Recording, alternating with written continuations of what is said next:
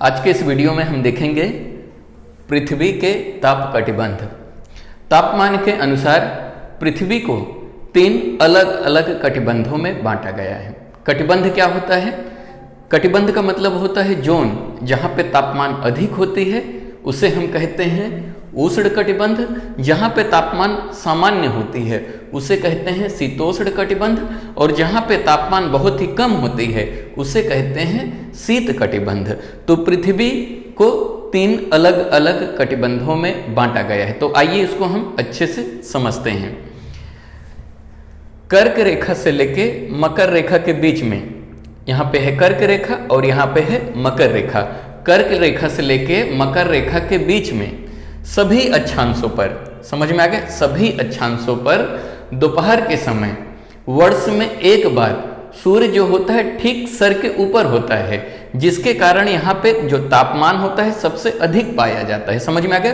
कर्क रेखा से लेके मकर रेखा के बीच में सूर्य की जो किरणें हैं सीधी पड़ती है, जिसके कारण यहाँ पे तापमान जो होता है पृथ्वी पे सबसे अधिक पाया जाता है। इसलिए इसे हम क्या कहते हैं? इसे उष्ण कटिबंध कहते हैं। उष्ण का मतलब होता है गर्म।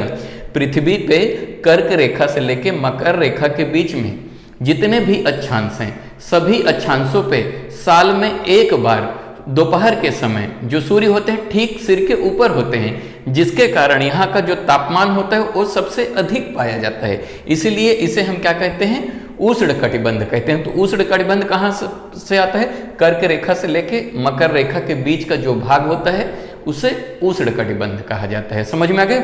अब हम देखते हैं शीतोष्ण कटिबंध किसे कहते हैं।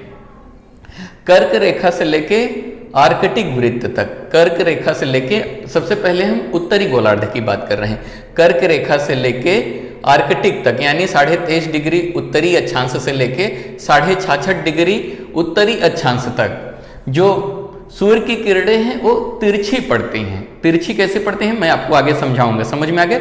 मकर रेखा से लेके अंटार्कटिक तक यानी 23.5 डिग्री दक्षिणी अक्षांश से लेके 66.5 डिग्री दक्षिणी अक्षांश तक सूर्य की जो किरणें होती है वो तिरछी पड़ती हैं, जिसके कारण यहाँ पे जो तापमान है वो सामान्य होता है। सामान्य मतलब न बहुत ज़्यादा गर्मी होती है न बहुत ज़्यादा ठंडी होती है। इसलिए इसको हम कहते हैं शीतोष्ण कटिबंध। शीतोष्ण मतलब गर्मी और ठंडी दोनों पाई जाती हैं। समझ में आ गया?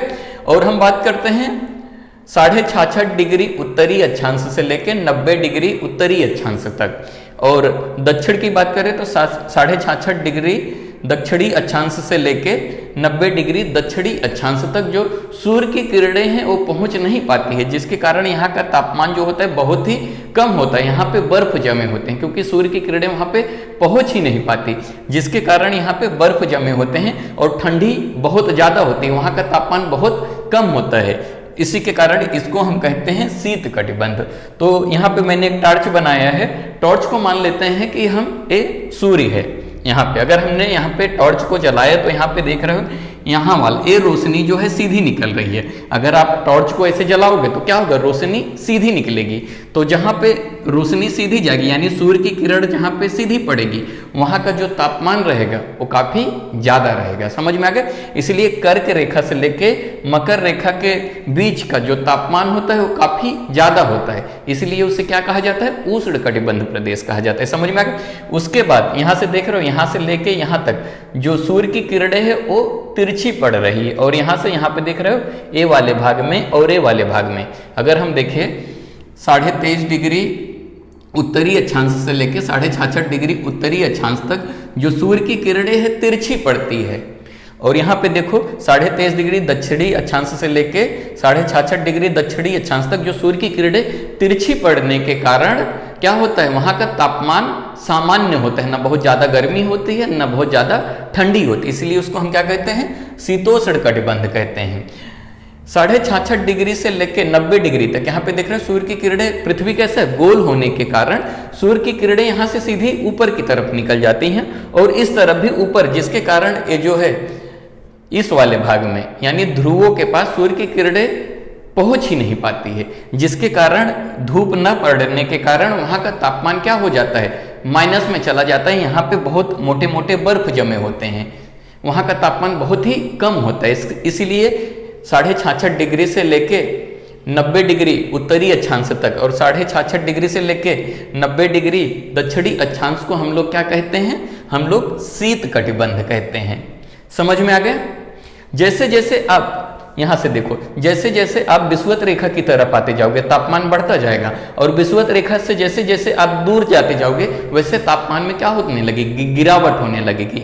यहाँ पे देखो, भारत की बात करते हैं तो भारत यहाँ पे आता है, भारत यहाँ पे आता है, मान लेते हैं भारत है, मान लेते हैं ये वाला भाग भारत है। तो भारत जो है आधा किस में आता है और आधा किस में आता है? आधा जो है उष्ण कटिबंध में आता है और आधा जो है शीतोष्ण कटिबंध में आता है। इसीलिए भारत के उत्तरी भाग में देखोगे हिमालय के पास बर्फ जमी होती है, वहाँ का तापमान कम होता है। और भारत का अगर दक्षिणी भाग देखोगे तो वहाँ पे हमेशा गर्मी होती है। क्यों गर्मी होती है? क्योंकि वो विषुवत रेखा के करीब है। जैसे जैसे तुम विषुवत रेखा के नजदीक आते जाओगे वैसे ही तापमान बढ़ती जाएगी, और विषुवत रेखा के जैसे जैसे दूर चले जाओगे वैसे तापमान में गिरावट आती है। तो मुझे यकीन है कि आपको जो पृथ्वी का कटिबंध है वो अच्छे से समझ में आ गया रहेगा।